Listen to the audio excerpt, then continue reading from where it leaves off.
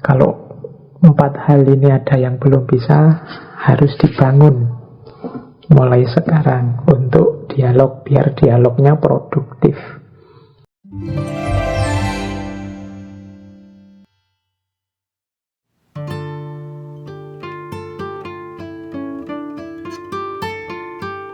Mengapa sih kita harus melibatkan orang lain untuk menemukan kebenaran? Ya karena kita sadar bahwa kita ini punya banyak sekali kekurangan-kekurangan, keterbatasan-keterbatasan dalam berpikir. Ada banyak hal yang kita tahu orang lain belum tahu. Demikian juga sebaliknya, banyak hal yang orang lain tahu kita belum tahu.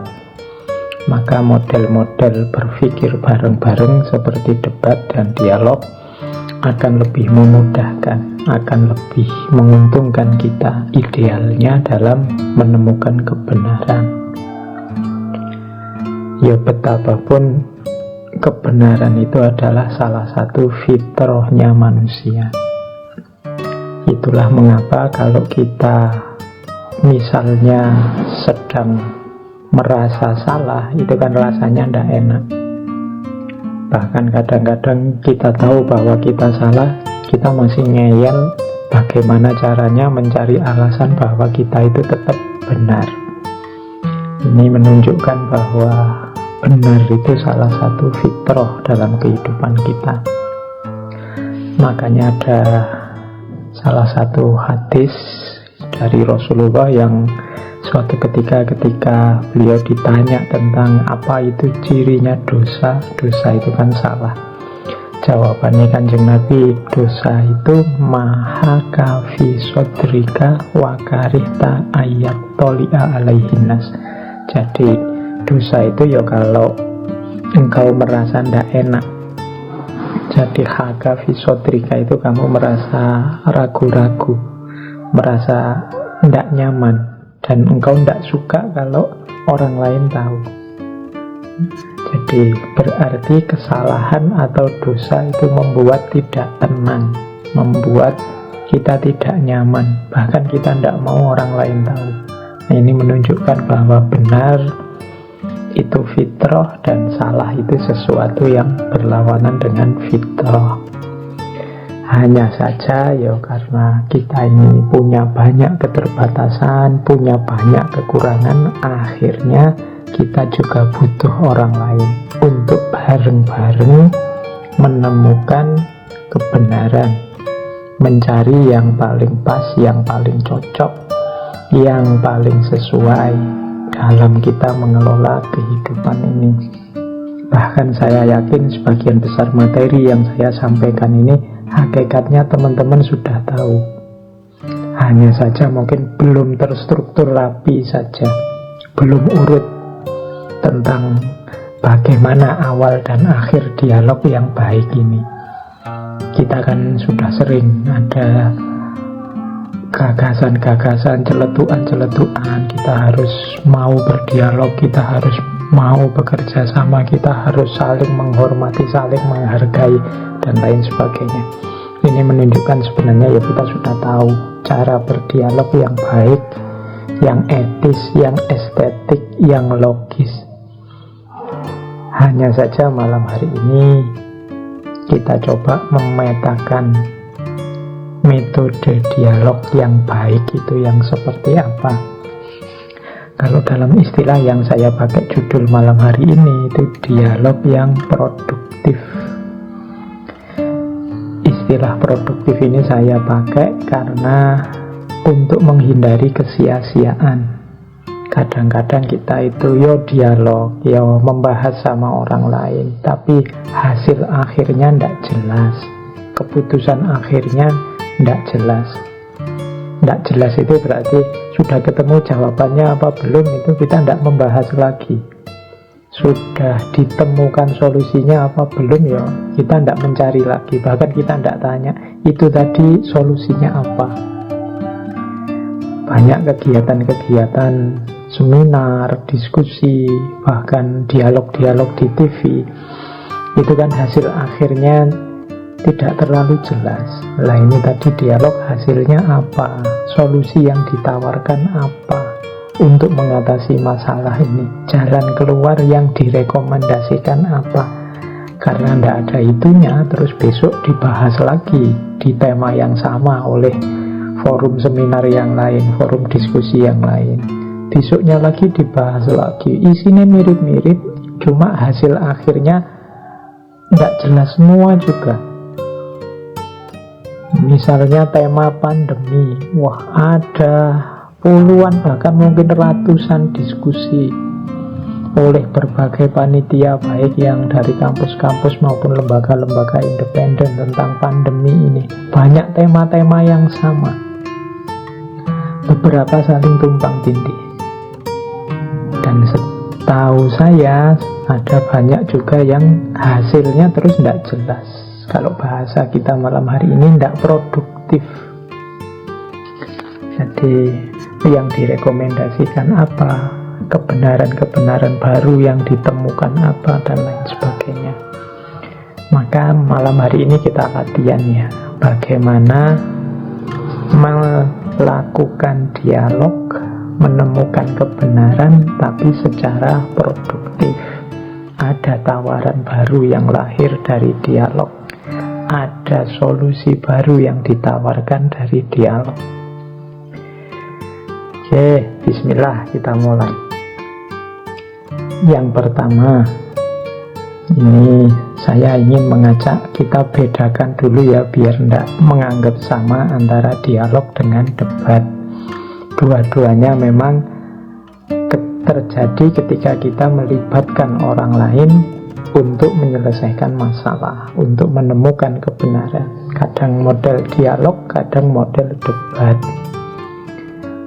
Meskipun konotasinya biasanya kalau di tengah masyarakat itu debat itu konotasinya agak negatif, kalau dialog konotasinya agak positif. Tapi sebenarnya ya dua-duanya salah satu metode untuk menemukan kebenaran.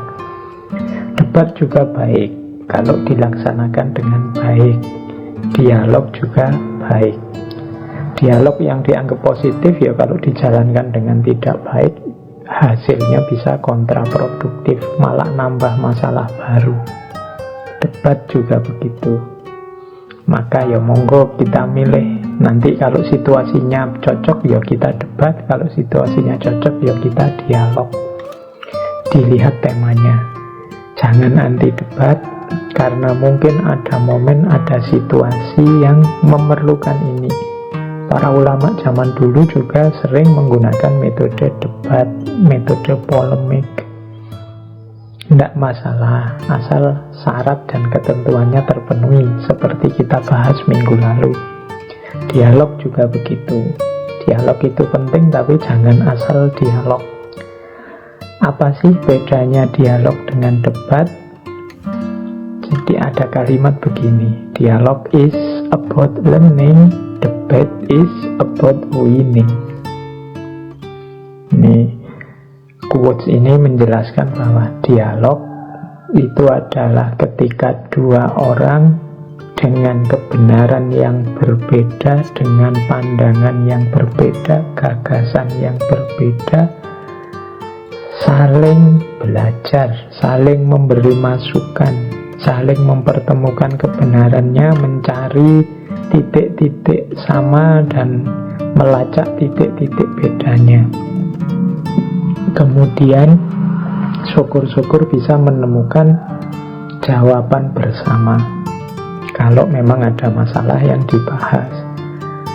Kalau debat, ini dua orang punya kebenaran yang berbeda, kemudian saling mengadu argumen, mencari mana yang lebih benar, mana yang lebih valid. Jadi yang satu adu argumen, yang satu saling mengisi, saling berbagi argumen. Nah, jadi dialog is about learning, debate is about winning. Kalau debat yang dicari siapa yang kebenarannya paling unggul. Nah, harusnya kemudian yang paling unggul yang diikuti. Kalau dialog ini saling memberi masukan, pulang dari dialog itu masing-masing merasa sama-sama tercerahkan. Ada wawasan baru yang tambah. Nah, asumsi-asumsinya apa antara dialog dan debat? Yang pertama, kalau dialog itu kita memandang orang lain yang berbeda dengan kita sebagai dia juga punya kebenarannya sendiri. Nah, saat ini aku dan dia akan berbagi kebenaran. Yang lain dianggap punya salah satu kepingan jawaban yang siapa tahu membantuku dalam memahami kebenaranku. Bulan lalu kita membahas Imam Syafi'i, kan ada itu quote yang sangat terkenal. Pandanganku benar, namun pasti ada titik-titik kurangnya, titik-titik salahnya. Dan pandanganmu salah, tapi pasti ada titik-titik benarnya. Maka dialog dalam hal ini penting untuk saling berbagi kebenaran. Siapa tahu nanti bisa menyusun level kebenaran bersama yang lebih tinggi. Kalau debat, ini sama-sama punya kebenaran dan menganggap bahwa salah satu kebenaran lebih tinggi, lebih benar. Maka harus dicari mana yang lebih benar dari dua kebenaran itu. Nah, makanya dialog itu sifatnya kolaboratif. Kalau debat itu sifatnya kombatif. Dialog itu saling bekerja sama, kalau debat itu saling mengalahkan. Ingin mencari siapa yang lebih benar. Kalau dialog itu menemukan common ground, dasar bersama. Kita ini berbeda pandangan, tapi kita hidup di wilayah yang sama, di desa yang sama mungkin, di negara yang sama mungkin. Nah, kita mencari dasar kebenaran bersama untuk bisa hidup bersama. Nah, itu common ground. Kalau debat, mencari kemenangan. Siapa yang kebenarannya paling unggul, dia yang diakui. Kalau dialog, mendengarkan untuk memahami, kemudian menemukan di mana akar perbedaannya. Kalau dalam debat, kita mendengarkan kebenarannya orang lain untuk mencari kesalahannya, kemudian membantahnya, membuat argumen counter argumen. Kemudian kalau dialog, ini menguji asumsi-asumsi. Menguji asumsi-asumsi itu dasar pandanganmu apa sih? Apa sudah tepat begitu? Kalau pandanganku dasarnya ini, kira-kira menurutmu cocok apa belum? Nah, itu dialog. Kalau debat, membela asumsi-asumsi. Dasar pandanganku ini, alasanku ini. Kalau pandanganmu menurut saya salah, karena yang benar pandanganku. Dengan dasar ini, yaitu debat. Nah, terakhir bedanya dialog dengan debat. Kalau dialog ini menemukan kemungkinan-kemungkinan baru, kesempatan-kesempatan baru, bahkan wawasan-wawasan baru. Kalau debat mencari kesepakatan atau persetujuan tentang satu kebenaran yang dianggap lebih unggul. Nah, ini bedanya dialog dengan debat. Ya, nanti kalau ada kegiatan apa, kadang-kadang kan kita memberi judul itu ya seingatnya saja yang dirasa pantas. Bedanya apa seminar sama workshop, bedanya apa simposium sama konsorsium, bedanya apa dialog dengan debat. Ini kan kita sering makainya ngawur. Nah, sekarang kita ngerti bedanya. Maka kalau mau bikin forum, diperjelas ini forum dialog apa forum debat. Ciri-cirinya beda. Oke, terus kita lanjutkan. Sekarang kita masuk ke dialog. Apa sih yang dimaksud dialog itu? Dialog itu prinsip dasarnya adalah talking with. Jadi bicara bersama. bukan talking to, bicara kepada. Nah, ini perlu diingat-ingat. Jadi prinsip dasarnya kita ini membahas bersama, bukan aku yang mendiktemu atau engkau yang mendikte aku. Bukan kebenaranmu yang kau paksakan padaku, atau kebenaranku yang aku paksakan padamu. Jadi bukan talking to, tapi talking with. Kita ngomong bersama.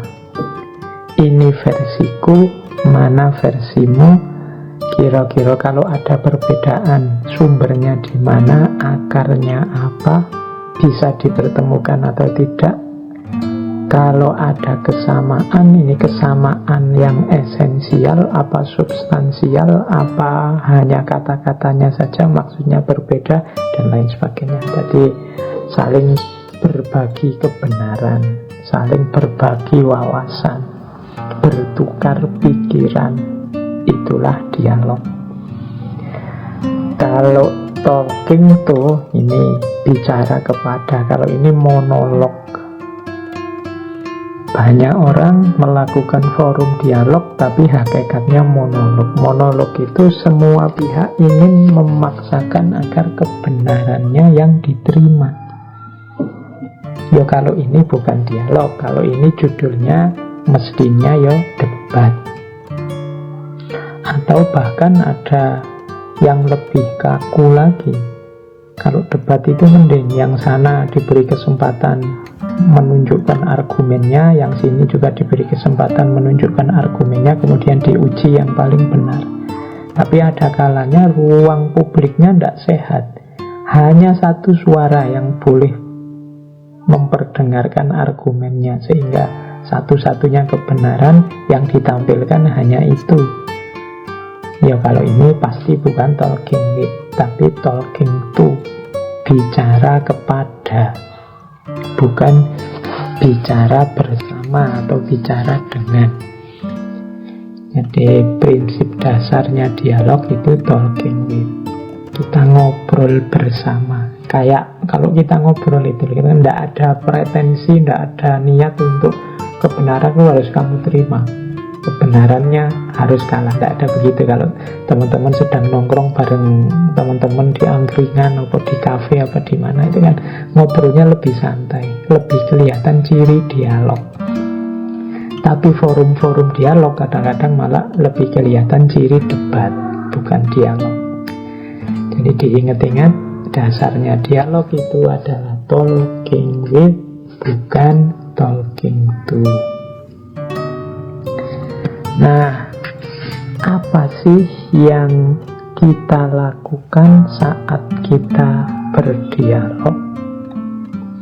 Secara umum, ketika kita berdialog, ada 4 tindakan yang kita lakukan.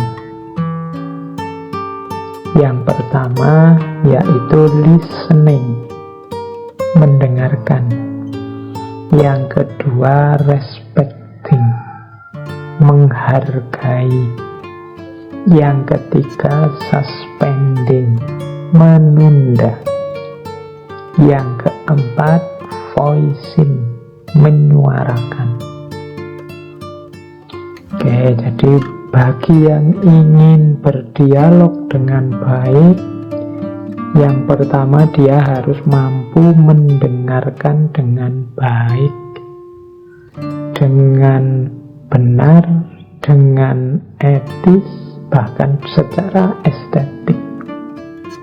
Dengarkan dengan baik. Banyak orang yang tidak mampu mendengarkan, seolah-olah mendengar itu otomatis. Pak, begitu ada suara kan saya dengar, Pak. Ya, tapi kadang-kadang berhubungan dengan perbedaan orang lain yang punya gagasan yang berbeda, itu kita tidak betah mendengarkan. Kita terburu ingin menunjukkan bahwa aku lebih benar, aku lebih baik. Jadi kadang-kadang koncone baru ngomong 1-2 kalimat, kita sudah ingin motong dan nambahi, membantah dengan 10-20 kalimat. Kita tidak betah sabar mendengarkan kebenaran dia. Kita inginnya segera memamerkan, segera memaksakan kebenaran kita. Maka dalam dialog kita butuh kemampuan listening, kemampuan mendengar yang baik. Ini ya selain teknik mendengar juga kesabaran dalam mendengar itu penting. Kadang-kadang ketika ada orang curhat ke kita, itu banyak curhat itu dilakukan hanya untuk didengar.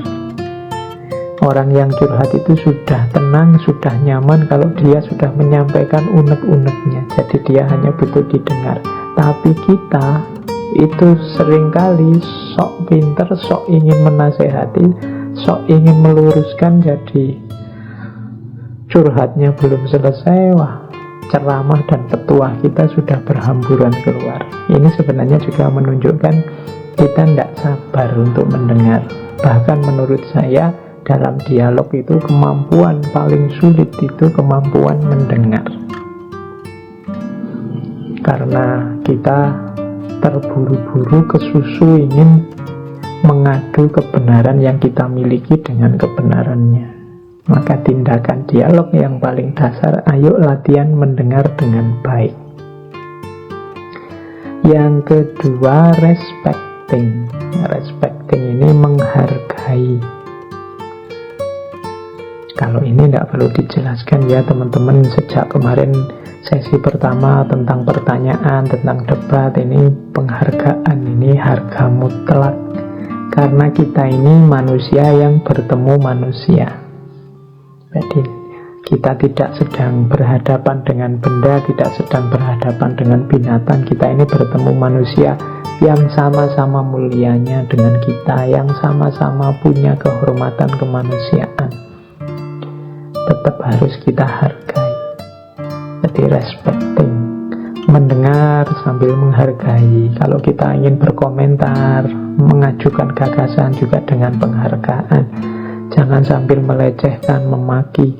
Kadang-kadang mendengar kan juga begitu. Mendengar itu kalau kita tidak cocok, wah, yang sana masih ngomong, wajah kita sudah kelihatan tidak menghargai. Mungkin sudah senyum-senyum sinis, sudah ketawa-ketawa kecil meremehkan pikirannya. Itu kan sering kita lihat ya kadang di TV-TV itu, kalau lawan diskusinya sedang ngomong, wah, sini yang merasa benar, itu sudah ketawa-ketawa kecil, saling lirik, saling, wah, pokoknya menunjukkan tidak respect. Nah ini jangan, karena dialog yang baik ya selain mampu mendengar juga menghargai, respecting. Yang ketiga, suspending. Suspending ini, suspend itu menunda. Ini menunda, ini kalau pakai bahasa Jawa ya yang saya sebut tadi, jangan kesusu. Jangan cepat-cepat diputuskan, diklaim bahwa yang benar milik saya atau yang benar milikmu. Ayo diuji dulu pelan-pelan, dibahas dulu. Jadi jangan sampai terburu-buru. Kalau terburu-buru nanti kebenarannya tidak ketemu. Jadi suspending itu siap menunda. Bahkan mungkin ada kemungkinan sampai dialog selesai kebenarannya tidak ketemu. Bisa begitu, tidak apa-apa ya, tetap disuspend. Kan tidak boleh terus ngawur. Sudahlah, karena kita tidak bisa ketemu, titik temu kita tidak ada, kita karang saja, tidak bisa. Atau kita paksa saja, kamu harus ikut aku, kamu kan levelnya masih junior. Tidak. Kalau memang belum ketemu kebenarannya ya disuspend. Suspend ini di banyak sisi dialog dibutuhkan.